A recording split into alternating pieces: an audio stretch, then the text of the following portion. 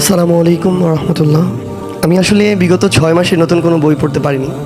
তো আমি যখন প্রথমে অনেকদিন পর একটা নতুন বই হাতে নিলাম, তো এটা তো শুধু বই বললে আসলে বলাটা কিছুটা ভুলও হবে। পবিত্র কোরআন মাজিদের একটা সারমর্ম চোখের সামনে।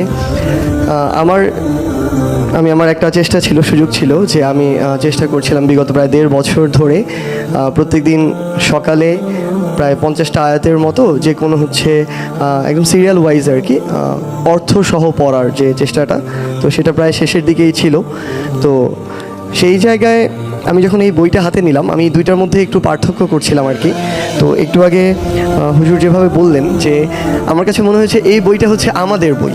মানে এই অভ্যুত্থান পরবর্তী সময়টা হচ্ছে এমন একটা সময়, এর আগে চোখের সামনে একটা দেশ, রাজনীতি, এসব প্রেক্ষাপটে নেতৃত্বের জায়গায় আমরা যদি চিন্তা করতাম, যে বয়সের মানুষগুলো চোখের সামনে ভেসে উঠতো, এই বয়সটা হচ্ছে 40, 50, 60, 70 এমন।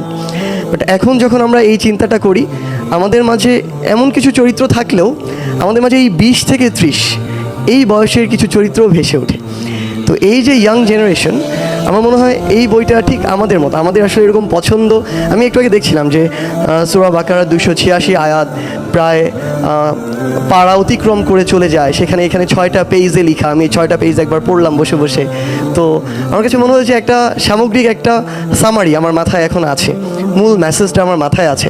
সো আমরা তো একটু ওই যে হুজুর মাত্র বললেন যে আমরা শর্টকাটে একটু অভ্যুত্থানে শর্টকাট ফলো করিনি, বাট এরকম বই পড়তে গেলে আমরা একটু শর্টকাটের দিকে যাই, একটু সামারি নেওয়ার ট্রাই করি। কিছুদিন আগে আমার একটা রাজনীতি রিলেটেড একটা বইয়ের পড়া দরকার ছিল, আবুল মনসুর আহমেদ আমার দেখা রাজনীতির 50 বছর। তো বই দেখি প্রায় 600 পেজের উপরে বই। পর আগে ইউটিউবে সার্চ করলাম এটার উপরে কোনো ভিডিও আছে কিনা 10-15 মিনিটের, তো আগে সেটা দেখলাম। তো আমার কাছে মনে হয় যে আমরা মানে এই জেনারেশন যারা কিছুটা ভয় থাকে যে আমি ঠিকমতো কোরআন পড়তে পারি না, অর্থ প্রত্যেকটা লাইন বাই লাইন পড়া আমার জন্য টাফ, সো আমাদের জন্য অলরেডি একটা সামারি আমাদের হাতে চলে এসেছে। এবং আমার মনে হয় যে আমরা যারা এই তরুণ প্রজন্মের প্রতিনিধি, আমাদের প্রত্যেকের বুক সেলফে, মানে আমরা একটা জিনিস হয় কি, আমি আমার বুক সেলফে কখনো একদম সবার উপরে একটা জায়গায় কোরআনকে রাখি না।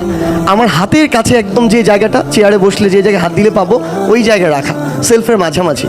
আমি মনে করি যে এই এক নজরে কোরআন বইটা দেখে আমার জাস্ট 6 পেজ দেখেছি, সূরা বাকারার সামারি যেখানে দেয়া।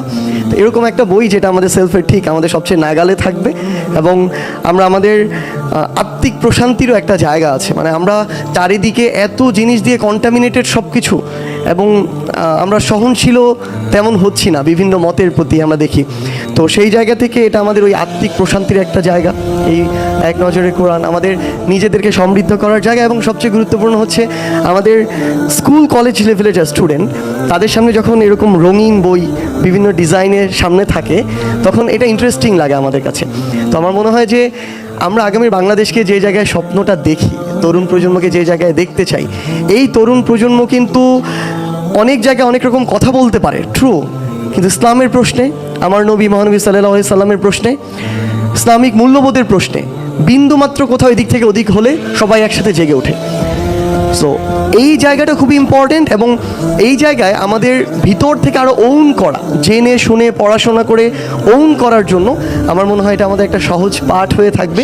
এবং স্কুল কলেজে যারা স্টুডেন্ট, তাদেরকে অ্যাট্রাক্ট করা, তাদের কাছে পৌঁছে দেওয়ার জন্য আমরা আমাদের জায়গা থেকে এইটুকু দায়িত্বও নিচ্ছি যে আমরা এই কাজটুকু করব। এবং আপনারা আমাদের জন্য দোয়া করবেন। আমরা ভুল করছি, ভুল থেকে শিখছি, কিন্তু আমার শেখার এই মানসিকতা আমাদের আছে।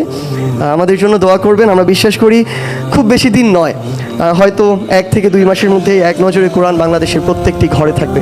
আসসালামু আলাইকুম।